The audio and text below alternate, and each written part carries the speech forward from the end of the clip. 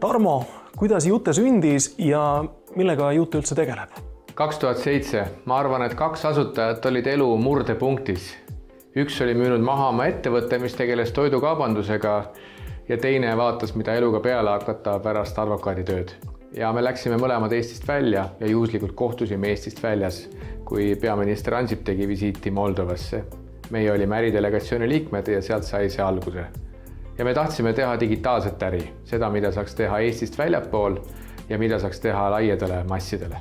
Nüüd, kui sa küsid, mida me teeme, siis me alustasime järelmaksude andmisega, aga täna me oleme teel sellele, et muutuda täielikult pangaks. Me teeme laene, me anname laene, me teeme digitaalseid makseid, me vahetame valuutat, me vahendame kindlustust ja teeme kõike seda, mida tavaline pank teeb. Mis teeb eestlase jaoks Balkani riikides äriajamise nii eriliseks? 2 asja, vähemalt 2 asja. Esiteks, siit aknast vaadates see on väga-väga kaugel ja aknast ei näe sa mitte midagi. Järelikult sa pead tegema asja, mida sa suudad juhtida arvutist. Kui sa oled selle asja valmis teinud, pead sa suutma inimestele selgitada, kuidas see töötab. Ja nüüd jõuame kõige tähtsama asjani, sa pead leidma inimesed, kelle abil seda realiseerida, kohalikud inimesed. Ja siit me jõuame viimase erilise punktini. Kui sa oled leidnud need kaugelt inimesed, siis on kultuuriline mitmekesisus. Religioosne, ajalugu, kõik asjad, mis muudab inimesed erinevaks, ühtepidi põnevaks ja teistpidi me peame aru saama, mis on nende põhiväärtused ja kuidas nendega suhelda nii, et me ajaksime koos ühte asja. See on päris peentrikk, aga kuna me oleme eestlased, siis meil on see väike eelis, et me ei ole võib-olla sellised suured šovinistid ja meil ei ole nii palju eelarvamusi ja meil ei ole tingimata vaja tõestada enda ülimuslikkust. Ja see muudab meile asjaajamise lihtsamaks. Ise tuleb olla avatud. Mida ka Eestist kaasa võtta, et olla Balkani riikides edukas? Ei ole nii tark, et öelda, mida peaks võtma, ma võin öelda, mida meie oleme võtnud. Kindlasti tööarmastus ja distsipliin. Finants nõuab väga tugevat distsipliini, et me ei uduta ei ennast ega ka teisi inimesi. Ma arvan, et väga palju on meid aidanud ka talupoja mõistus ja talupoja tarkus. Isegi meie algsed jõulukaardid olid kartuli talupoja teemalised, kus loogika on väga lihtne. Kui sa paned kevadel mulda 3 kartulit, siis sa pead sügisel välja saama 6 või 9, igal juhul rohkem, kui sa kevadel mulda panid. Ja selle 9-ga, mis sa sügisel saad, sa pead üle elama talve, et kevadel oleks uuesti midagi mulda panna. Ja kui juhuslikult seda juurde kasvu ei ole, siis see asi ei tasu ennast ära. Nii et väga lihtsad põhimõtted, mida me oleme kaasa võtnud ja seni rakendanud. Mida klient võidab Iute olemasolust ja mida võidavad need riigid, kus kohas Iute tegutseb? Mida klient võidab, ma võin kohe öelda, ta võidab kiiruse ja mugavuse. Ja tegelikult lõpuks võidab ka raha, sest aeg on raha. Võrreldes selle, kui ma peaksin jooksma ringi ja ajama mingisugused paberid kokku, ma teen kõik ära siin oma peopesa sees. See on kõige olulisem võit. Nüüd majandused tervikuna võidavad läbipaistvuse, digitaalsuse. Nad võidavad maksudes, iga külmkapp, mis ostetakse meie järelmaksuga, tähendab seda, et riigieelarvesse käibemaks laekub. Ja kõik inimesed, kes saavad meilt laenu, deklareerivad ka oma palga ja me ise maksame makse. Me oleme paljudes riikides esimese 100 maksumaksja hulgas.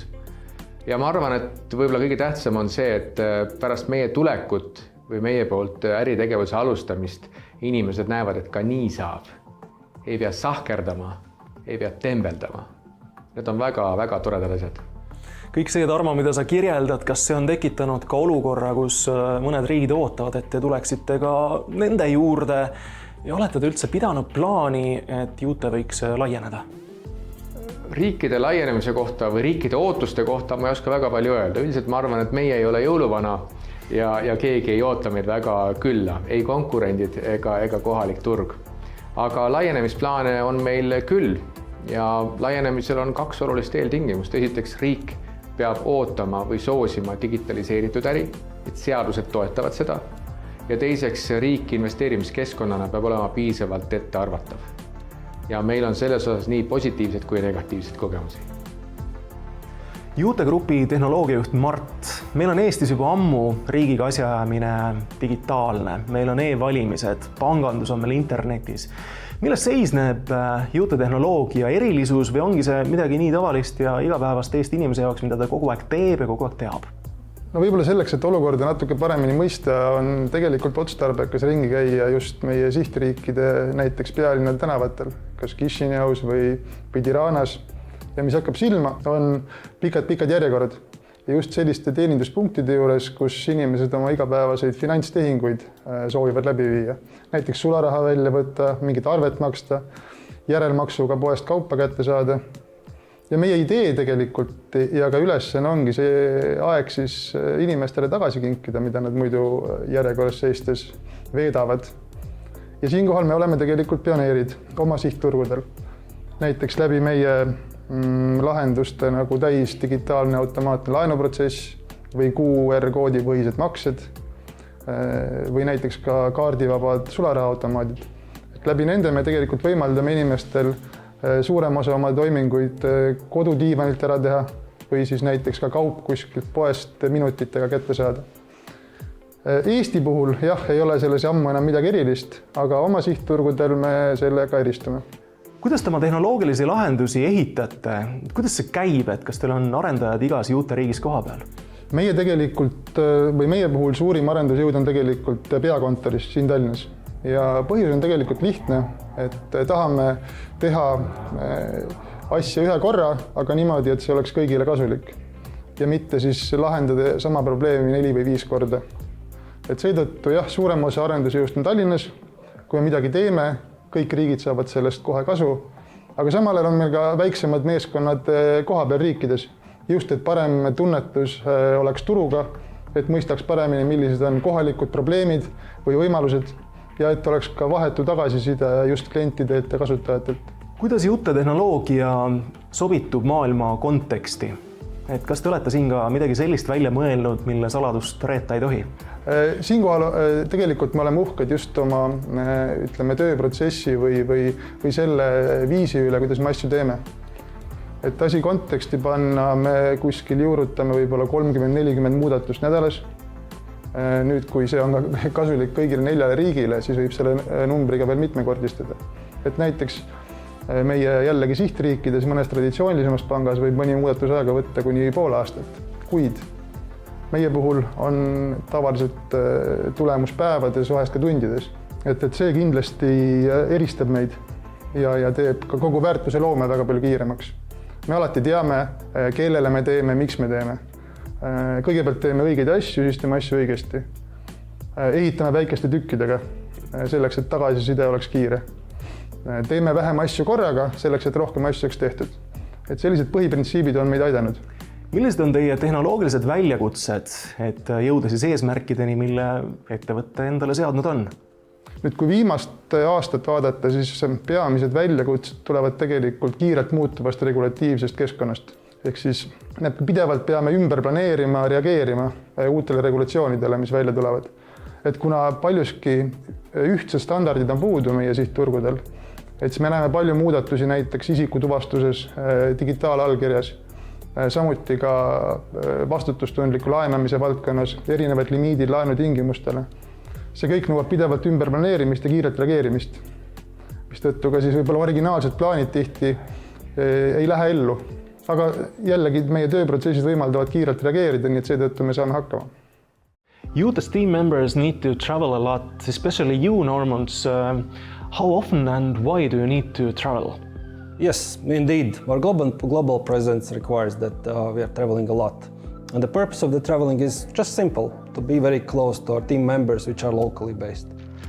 By traveling locally, of course, it allows me personally to actually understand better the local vibe of the team members, also of the society in general.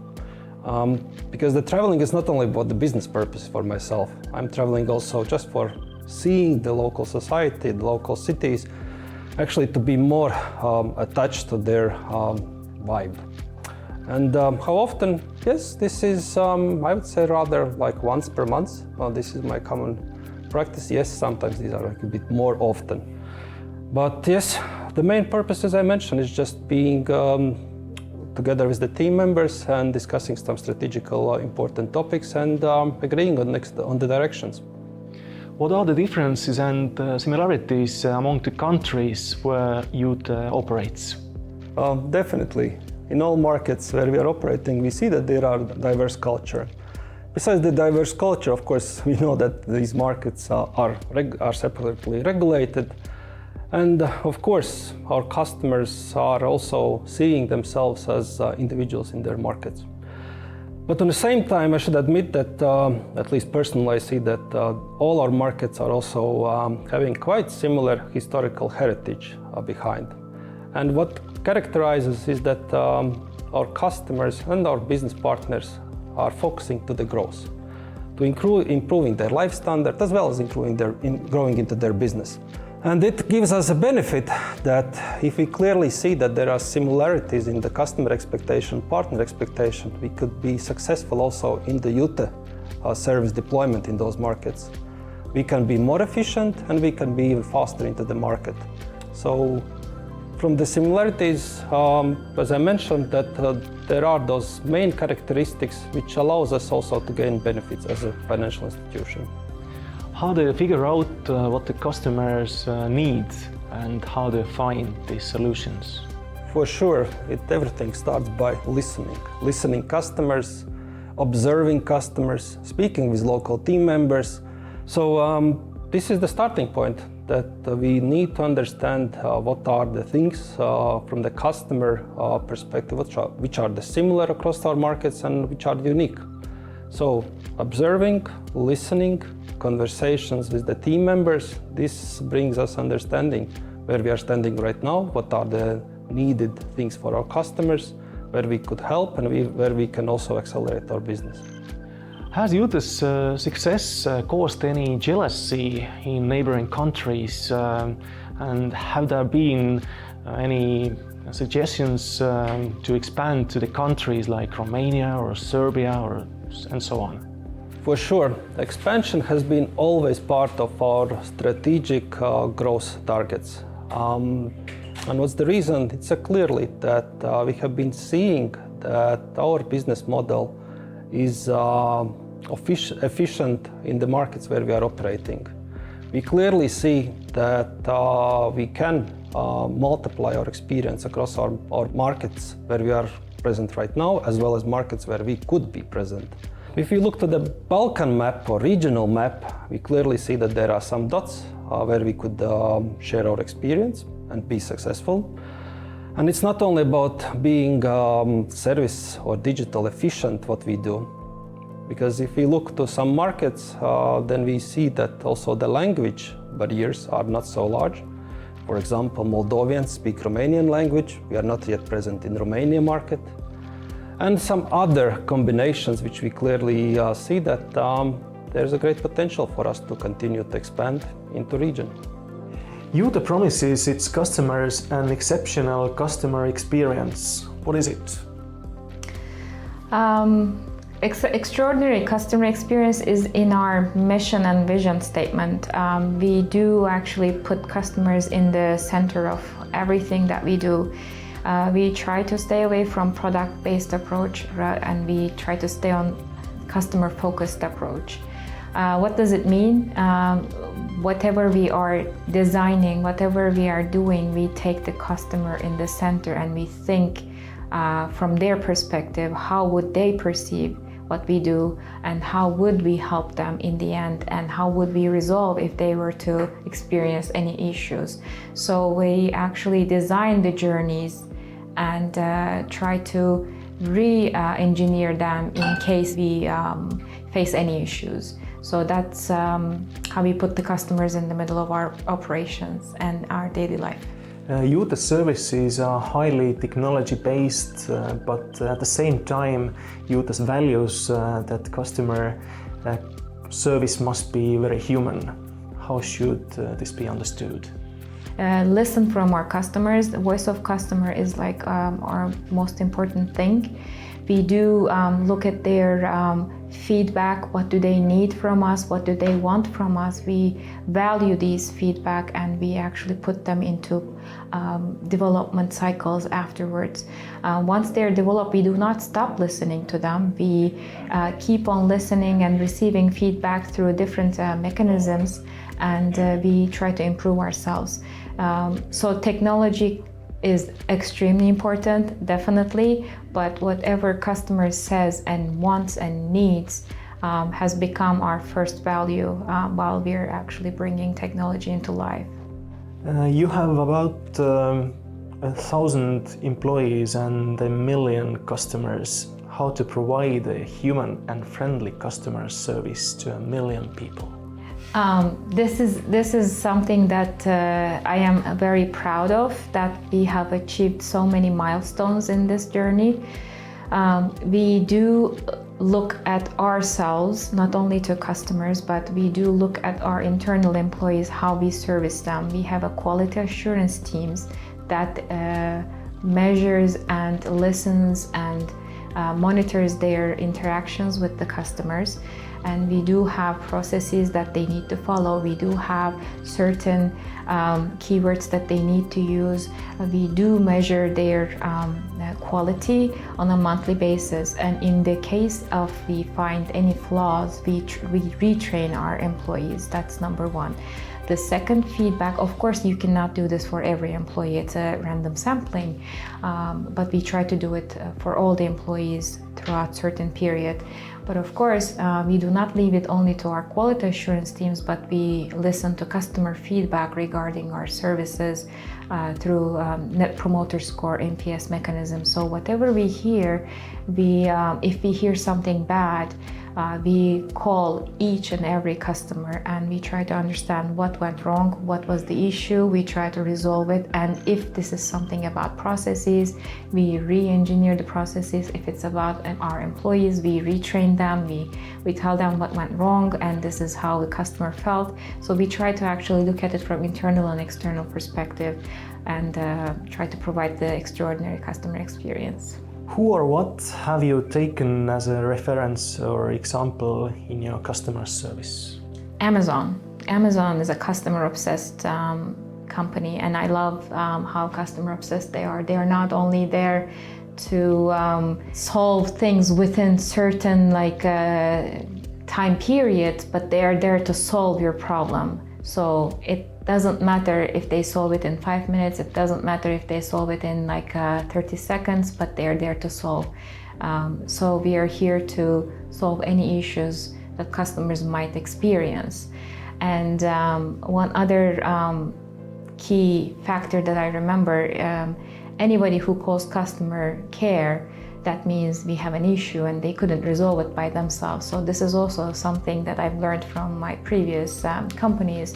So we are trying to actually provide as much as possible self-service capabilities to our customers with the apps, with the solutions we provide. So that's something also I try to look up while creating our customer-centric processes. But as a company, Amazon is my idealistic company, I would say, in that perspective. Tarmo, Iute võlakirjad on emiteeritud Frankfurdi ja ka Nasdaqi börsidel. Investorid on teile usaldanud 125 miljonit eurot. Kes nad on ja kas see on olnud nende jaoks tasuv investeering? Viimasest küsimuse osast on väga lihtne alustada. See on neile olnud tasuv investeering alates Iute asutamisest. Kõik on teeninud raha. Kui rääkida meie investoritest, kes on võlakirju ostnud, siis nemad on valdavalt Saksamaalt, Prantsusmaalt, Rootsist, Šveitsist. Seal on fonde, fondivalitsejad, kes haldavad teiste inimeste raha. Seal on jõukamaid perekondi, perekonna valdusettevõtteid ja on ka lihtsalt tavalisi jaeinvestoreid. Eesti keeles mõnikord äripäevas kutsutakse need tädimaaliks. Aga kõikidele on see olnud tasuv, kui me räägime puhtalt intressitootlusest, mida me oleme välja maksnud. Millal toimub aga järgmine Iute võlakirjade emissioon ja kuidas sellest osa võtta? Kõige lihtsam on osa võtta sellest börsi kaudu, ostes meie võlakirju. Ma ei usu, et me lähema aasta jooksul teeme uue emissiooni, aga alates 24. aasta lõpust või 25. aastast on see täiesti mõeldav. Sõltub sellest, mida teeb üldine majanduskeskkond, sest ega me ei tõsta raha pärast. Me tõstame raha ainult juhul, kui meil on seda kellelegi edasi laenata, kui meil on seda kuhugi paigutada. Nii et praegu vaadates üldist majanduslikku olukorda, ma arvan, et järgmise aasta esimese poole me kasvame väga mõõdukalt, aga pärast seda on kõik uuesti võimalik. Millal võiks aga kõne alla tulla Iute aktsiate IPO? Minu äripartner, minu kaaseestlane Allar Niinepuu on öelnud, et aktsiate müümine on nagu neeru müümine. Ja kuni ma ei ole Allarit nõusse saanud, siis seda ilmselt ei juhtugi. Aga kui nüüd nali naljaks jätta kõrvale, siis ma arvan, et aktsiad on mõtet börsile viia siis, kui ettevõte on muutunud piisavalt tähendusrikkaks, piisavalt suureks, nii et ta paistab välja Frankfurdis, Pariisis või Londonis. Meie enda ootus on see, et me jõuame 1 miljoni aktiivse kliendini järgmise 4 aasta jooksul. Kui see õnnestub, siis võiks ka IPO-d kaaluda, aga täna meil sellist otsust ei ole ja oma neerume müüa kellelegi ei taha. Me jääme Eesti ettevõtteks. Tarmo, te olete 15 aastat tegutsenud. Millised on nüüd teie mõtted seoses tulevikuga? Me oleme endiselt seotud Balkaniga. Balkanil on meie kliendid erinevatest kultuuridest, erinevatest rahvustest. Väga palju meie kliente on emigreerunud Euroopasse. Me tahaksime neil järele minna Euroopa Liitu, aidata neil seal, kasutada igapäevaseid pangandusteenuseid. Ma usun, et need, kes on kunagi olnud oma elus elanud oma kodumaalt väljaspool, teavad täpselt, mida tähendab väljend expat. Ja kindlasti nad teavad ka seda sooja tunnet, kui sind teenindatakse sinu enda keeles, isegi kui sa elad välismaal. Nii et sellelaadsed unistused ja praegu me liigume sellel teel. Kõigepealt tuleb ennast korralikult sisse seada Balkani riikides, aga loomulikult me vaatame ka Euroopa suunas. Tarmo, kas oskad öelda, mis on siis ikkagi olnud teie edu võti? Esiteks taust. Me oleme pärit Eestist ja see on meile tulnud suuresti kasuks, sellepärast et kui me räägime maailma muutumisest digitaalseks, siis loeb see, kui paindlik ja kui kiire sa oled. Nagu meie president on kunagi öelnud, siis palju lihtsam on ümber keerata Eskimal oma kajakki kui suurt naftatankerit merel. Me pöörame kiiresti ja meie enda taust seoses digitaliseerimisega. Ma mäletan, kui ma ise olin üliõpilane, siis kui ma läksin oma kodupanka ja ma sain endale internetipanga kasutajatunnused ja sain teha esimesi internetimakseid. See taust kindlasti on meid mõjutanud. Aga peamine eduvõti on ikkagi see, et me oleme suutnud leida õiged inimesed ja panna kokku meeskonna, kellega asjad ära teha. Midagi on läinud ka tee vältel valesti, kõik ei ole välja tulnud, aga peamine eduvõti on inimesed. Ja loomulikult distsipliin ja ikka ka see sama vana hea Eesti talupoja mõistus. Me peame asju vaatama selliselt, kas tekib kasvik, kas sellest on kasu ja kas inimesed on nõus sellest maksma või ei ole. Niisama lihtne see ongi. Aitäh, Tarmo, seda teemat lahti seletamast ja edu ja jõudu teile tuleviku eesmärkide elluviimisel. Väga tänan.